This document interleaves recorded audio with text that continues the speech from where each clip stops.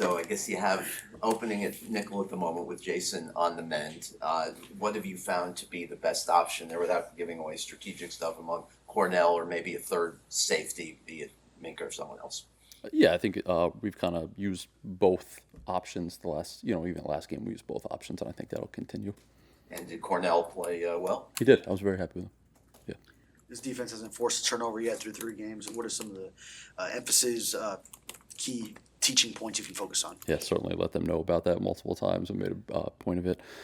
Continuing to attack the football, obviously the forced fumble element is a big part of it, just trying to punch at the ball and create opportunities to take shots on goal.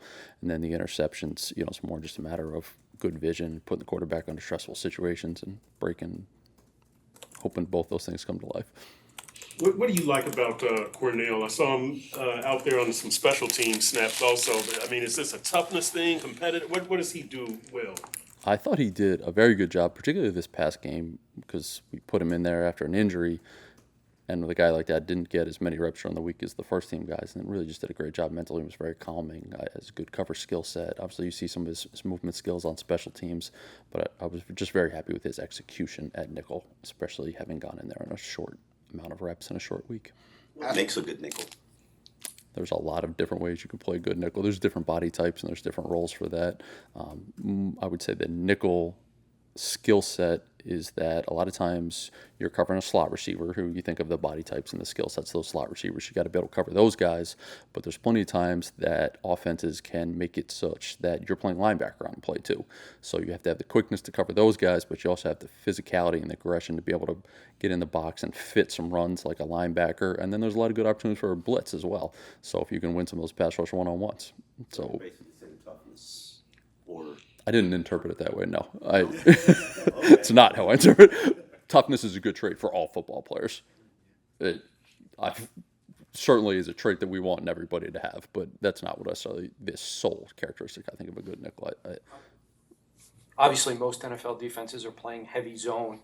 So if you can just kind of educate me on the basics of what is the most important element to make sure that defensive backs are close enough to the play when you are in a zone formation. Within the zones, there's an element of understanding and anticipating route concepts and route distribution based on the spacing of the initial formation and then the post-snap distribution of routes. There's a really good opportunity. Okay, when this guy goes here, I'm probably anticipating another person being in this spot because of that. So there's certainly an element of anticipating route concepts based on post-snap distribution that will help you be slightly closer to your work. There's also the element of playing with quarterback vision and then letting him kind of I would say the initial relate to routes based on the distribution that you see. Once you're there, then getting your eyes to the quarterback and really letting him take you the final piece of that zone. Coaching, thank you. we were were just- just so many teams have strayed away from press man. And I know it's not just you guys, it's sort of be cyclical, but Yeah, I'm not even sure does the data necessarily support that that's a true statement. I haven't seen that. I certainly I would agree it's cyclical. I just don't know the numbers necessarily to agree whether or not that it's teams have strayed away from it league wide. I know like when I was in Detroit, that was certainly something we played a lot and they're kind of known for that too. So I think it's probably a little bit by team and personnel. Weaver just emphasized the importance of violence. Just how does that play across in the secondary, and what are you looking for? When you say you want a player to play with violence in the secondary. Yeah, violence solves a lot of problems in football, and that can be a lot of different things. Okay, so when I think of violence in the secondary, I think of, first off, like when you had the opportunity to set edges and screens and stuff like that, set edges in the run game. Like our violence needs to show up. The toughness of the defense is often defined by the DBs, okay, because they're the guys that if those guys are going to show up and set hard edges on the outside, that's a tough defense right there. That's where you want the violence to show up. You want to show up and block destruction. And then we also get opportunities down the field, okay, so we get opportunities to finish on the ball in the air with violent intentions, whether it be attacking the football or physical tackles and physical disruption of receivers.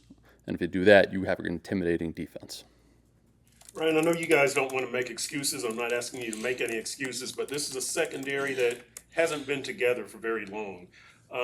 What are some of the complications during a game that come up? I mean, is it communication things and knowing how to play off of each other? Can you walk us through that?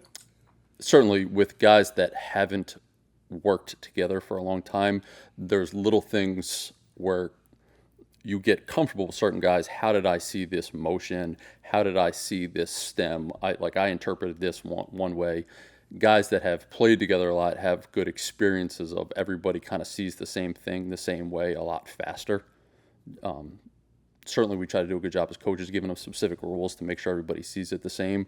Within that there's certainly some element of post-snap reaction. How do you see it and how fast do you see it? And the more time you have together, the more you know how a guy is going to see something.